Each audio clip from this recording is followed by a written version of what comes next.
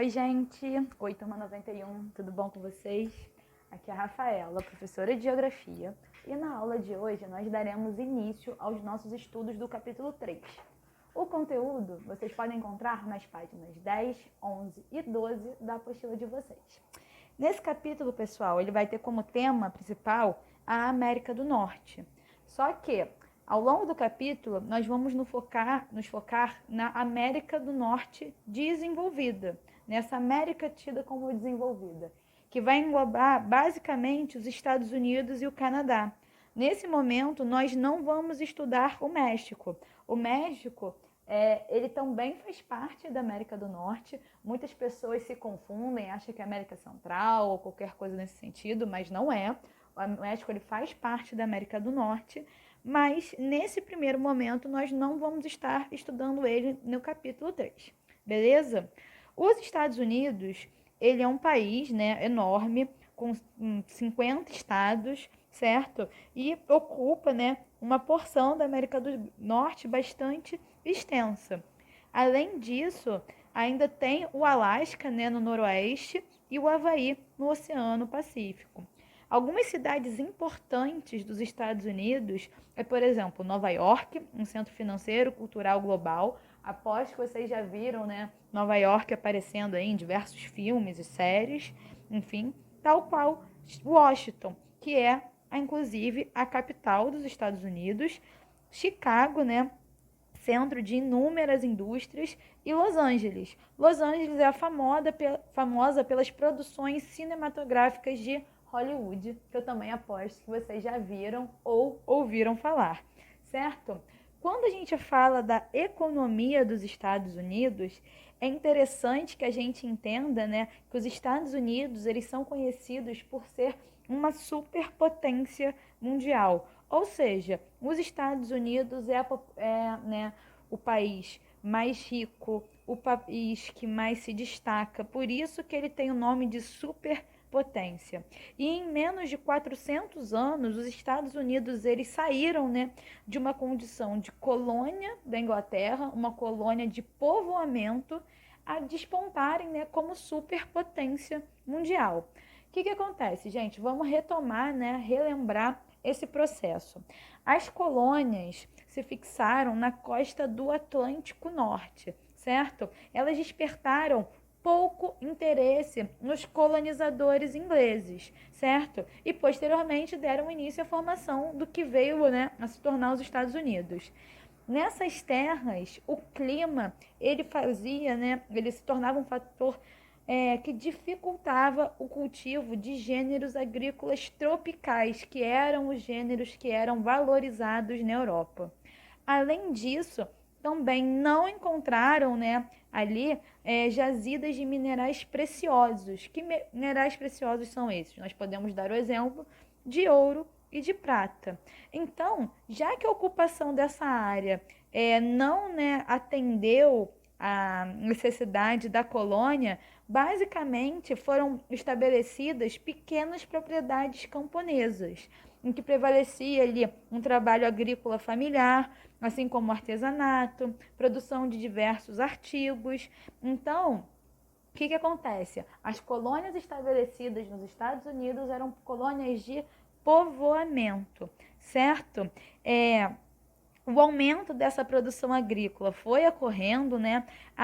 Essa atividade artesanal, ela possibilitou um crescimento de um mercado interno, né, dessas pessoas que estavam ali povoando essas colônias e acelerou a expansão, o crescimento das manufaturas, das relações comerciais, das casas bancárias, e toda essa conjuntura, ela permite o acúmulo de capital, ou seja, permitiu, né, que os Estados Unidos tivesse uma grana guardada que vai ser investida posteriormente nas primeiras fábricas que impulsionaram a indústria e, consequentemente, a economia do país. Certo? Ali, a partir da final do século XVIII, os Estados Unidos começaram, né, a apresentar essa grande prosperidade econômica. Houve, né, um crescimento, uma expansão do mercado consumidor interno, assegurando o crescimento da indústria, principalmente na região Nordeste. A indústria, galera, só consegue crescer se tiver pessoas para vender, né, que possam comprar esses produtos que estão sendo produzidos. Então, com a expansão do mercado consumidor interno, o crescimento da indústria também foi possibilitado, certo? A partir de 1850 foram feitos investimentos na mineração, visando, né, atender às necessidades da crescente indústria. Essas atividades mineradoras, né, foram explorando jazidas de carvão, por exemplo, nos Montes Apalaches, enquanto o ferro já era extraído, né, próximo aos Grandes Lagos, lá no nordeste do país, próximo, né, ali na região da fronteira com o Canadá. Isso tudo também vai ajudar a alavancar o desenvolvimento da indústria, principalmente após a construção das primeiras grandes siderúrgicas e metalúrgicas. Percebam que isso tudo, né, que a gente está vendo em conjunto, eles propiciam, né, condições para a implantação de outros setores industriais, como, por exemplo, transportes, a fabricação de trens e navios e de construção civil. Essas indústrias, galera, que a gente mencionou, né, metalúrgica, siderúrgica, enfim, de exploração, a gente fala exatamente que são as indústrias de base. Por isso que a gente menciona aqui, né, que o desenvolvimento dessas indústrias possibilita a condição de outros setores industriais se desenvolverem também. Em 1858 foi descoberto o petróleo e sua exploração ajudou ainda mais no crescimento da indústria e vocês já podem, né, imaginar o porquê. O petróleo ele passa a ser empregado como combustível para o funcionamento das máquinas industriais e, né, o principal derivado do petróleo, a gasolina, é usada nos veículos de transporte, certo? Então, o crescimento da economia dos Estados Unidos, percebam que ele ocorre numa forma de processo, certo? A partir de 1850, houve intensa acumulação de capital e transformaram os Estados Unidos na maior potência econômica mundial. Já por volta de 1900, os Estados Unidos já abrigava grandes empresas que começaram a se estender por diversos países do mundo. Quanto maior a economia do mundo enfrentou uma crise, né, como a de 2008, acaba por abalar a economia de outros países. Os Estados Unidos, gente, ele influencia de maneira direta a economia em âmbito mundial. Então, se os Estados Unidos passam por uma crise, provável, né, que diversos países também vão sentir o impacto econômico, né, desse momento de tensão, certo? Por exemplo, no contexto das duas grandes guerras mundiais, os Estados Unidos, por estarem distantes fisicamente da Europa, isso possibilitou, né, que eles não sofressem os mesmos desgastes e as mesmas perdas que foram resultantes dessas guerras. Ao final da Segunda Guerra Mundial, Inglaterra, França, Itália, Alemanha, elas estavam assim passando por uma situação muito complicada. A produção agrícola, a produção industrial, né, passava por um mau momento.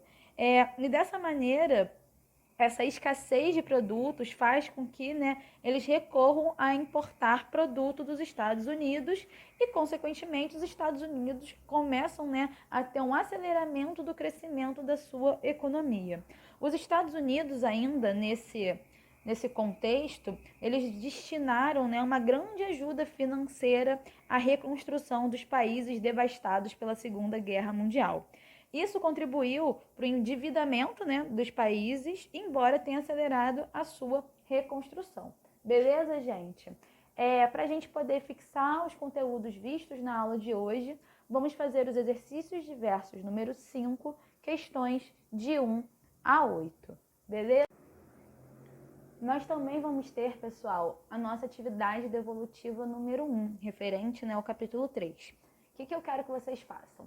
Vocês vão fazer uma breve pesquisa, certo? A respeito, né, da crise de 2008 enfrentada pelos Estados Unidos, né, que eu mencionei na aula de hoje. Ilustrações são fundamentais e serão avaliadas. A pesquisa de vocês deve ter uma página, Tá bom, pessoal? A gente fica por aqui. Um beijo, se cuidem e até a próxima. Tchau, tchau!